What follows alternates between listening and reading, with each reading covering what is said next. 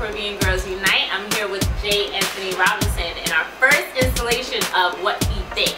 Today we're going to be talking about things that concern love, sex, and relationships from a man's point of view. So, Jay, give me 3 words that describe Caribbean women. Caribbean women, I'd have to say feisty, but intelligent. They also can cook. Articulate, hardworking. I know that's more than 3, but I couldn't stop. Can you explain what you mean about feisty? Oh, feisty, you know, they're gonna tell you what's on their mind. You come home from work, they have something to discuss with you. They're not leaving it for weeks and weeks. We're gonna discuss this immediately. And if you think you got away with it, you might wake up the next morning with some hot water in your bed. You know. So do you think being feisty is a bad thing? I mean, some guys can handle it, other guys can't. Some guys like very submissive women, you know, they come home, they rule with an iron fist. Other dudes, on the other hand, they love that argumentative thing, you know, make the relationship hotter. Okay, so let's talk about choosing a mate. So, how influential do you think money and career choices is when you're choosing a mate? Me personally, or guys? You personally. I mean, it's important to an extent because you do want someone with some ambition and ability to make it to a higher level. But nowadays, you know, you also have to be realistic that someone could be ambitious, going after that money, and they could be laid off. You know, we're living in serious economic times. So you definitely want someone who wants to make themselves better, and you have to support your partner, your mate, in getting them to do better. However, you know, there are other more important things in my estimation. Alright, so in our society now, when we talk about money and career choices, so in media specifically, you see a lot of men who are rich and powerful choose women that are strippers, who are reality show stars, and go past the women who are exactly what you explained, right? So ambitious, went to school, did all of those great things, right?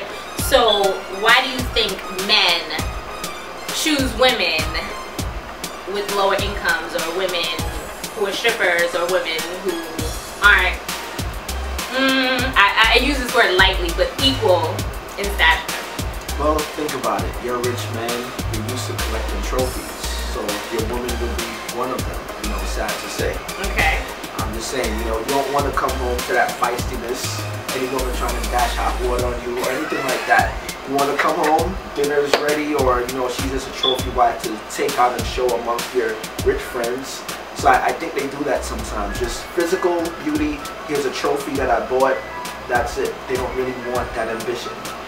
Well, that kind of contradicts what you said earlier. Yeah, I know, but I'm not a rich man. So you think so you're telling me that they're doing this on purpose? Yes, I am saying that. What I just expressed to Desiree was that the average man, money and ambition is important to an extent. To the rich man, that becomes less important because he's already succeeded on his own to an extent. So if he's single at the time, he's just getting the woman is essentially another purchase. It's like getting another car, getting another house, and having the woman as a trophy. So do you think there's any sort of compassion within that relationship? Any true love? I mean, there could be, you know, it depends. He could be saying some men get off on having to take care of the woman. Let's back up to a point where I said earlier about, you know, can some men handle feistiness? I said some men love the feistiness, and some men love their women to be humble and quiet. Similarly, and quiet? Okay, no, I'm not going to say anything. Look at it. Are you and quiet? I'm Jamaican. Oh, Jamaican. So we are quiet. But go ahead. Anyway, we lost track of that one. You know? I know what I said was essentially contradictory. It was contradictory. But go back on the videotape and it'll make sense. Okay, so let's talk about commitment. Do you think men have commitment issues? I do believe so. Some men. Why? Commitment is difficult. I mean, you know, keep it real. Dudes say like, you know, you're gonna be waking up with this one person for the rest well, of your... Well, not even in marriage. Oh, in marriage. In normal relationships. Because marriage is a big step, and I think that's scary for women as well. But in normal relationships where you're just boyfriend and girlfriend, there are issues that come up with fidelity. I think in modern day society, it's easier to have commitment issues because it's so much easier to be to step out on your man. Cell phones, Facebook, etc. Back in, I don't know, 50s, I just picked a random date. You know, 50s now, you're talking about if you want to cheat, you have to like send Morse code. You know, you have to go out of your way. You're gonna meet me by the tree at 4 o'clock in the afternoon. Well, I don't know if that's necessarily. I mean, I get what you're saying, but I don't know if that's necessarily true. I think if you're going to cheat, you're going to cheat regardless. No, it is true, but it's so much easier to get unfocused nowadays. You know, you go on the internet. Some ex-girlfriend who you haven't spoken to in the longest hits you up, might say, you know, what are you doing? She's looking kind of good. You're going through a difficult time with your mate. Okay. You got a text out of nowhere, a phone call. You know, you're easier to access, and I think that's a problem that we have nowadays. Do you think the idea of open relationships being the answer to infidelity? What do you think about open relationships? Most time, open relationships are open for one person and closed for the other. Speak on that. What do you mean? Oh. What do you mean? When you hear open relationships, what does that mean for Jay? I mean, I think one person is definitely getting their cake and eating it too. Okay. Most times the male. You know, for example, I was walking down the street the other day, and a woman seems to be on the phone with her baby father. I don't really like that term, baby father, but we use that nowadays. It is what it is. Yeah. So she said, you know, I don't really care what other woman you're messing with. I don't care who you're dealing with. Just as long as you don't bring me home any diseases and you take care of my children. So I think there are many people out there who just accept being in an open relationship, but it's only open for one person. And what message do you think that's sending to women of many different ages and walks of life? What do you think that's saying about relationships, period? Well, I mean, I think it's saying two things. First, a lot of women are just settling for whatever's out there. It makes it seem as if finding a good guy is so difficult that you just settle for whatever scrap you get from the dinner table. And the second thing I would say is, you know, maybe my train of thought. The second thing I would say is that, some women would say that love is not as important, because you see in the example I gave, she said, as long as you're taking care of my child and you don't bring me home any diseases, which would seem to say that, you know, dude gives her money from time to time. So as long as he's taking care of house, do what you want. Okay.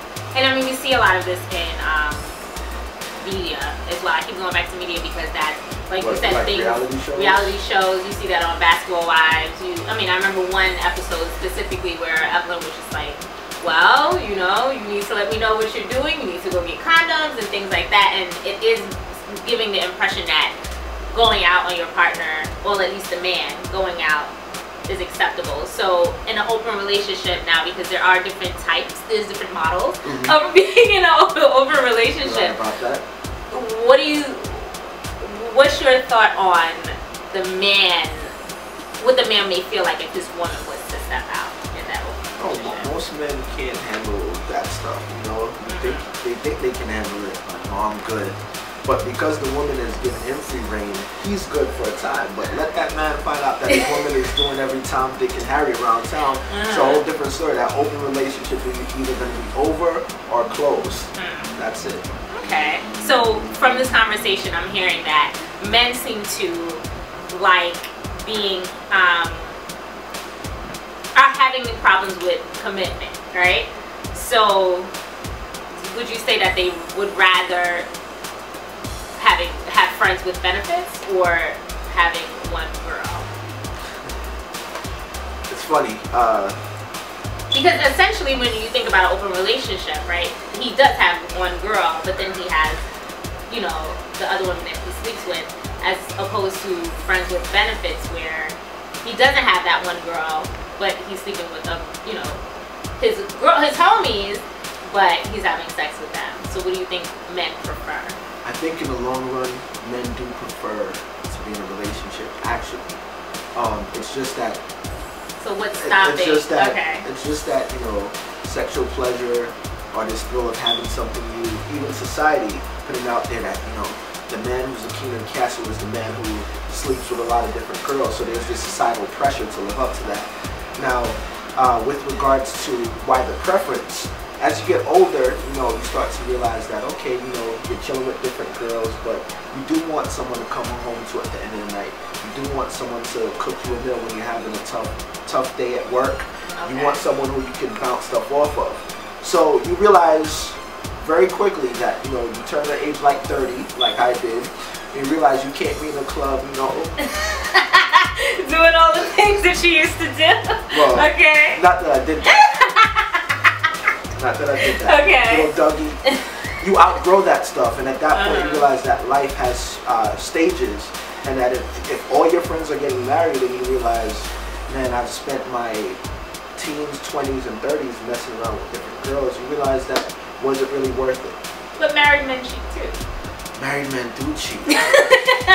So how do you explain that? If you want to be in a relationship, you prefer to be in a relationship, you get in a relationship, you have your wife, and you still cheat, so you are still not satisfied. So you should just have friends with benefits. Hey, there's some people who aren't satisfied, and there's some people who are just greedy. You know what I mean? Some men, they love the fact that they have their nice woman at home, nice Jamaican gal like you at home, and then they can go out there and still have their cake and eat it too.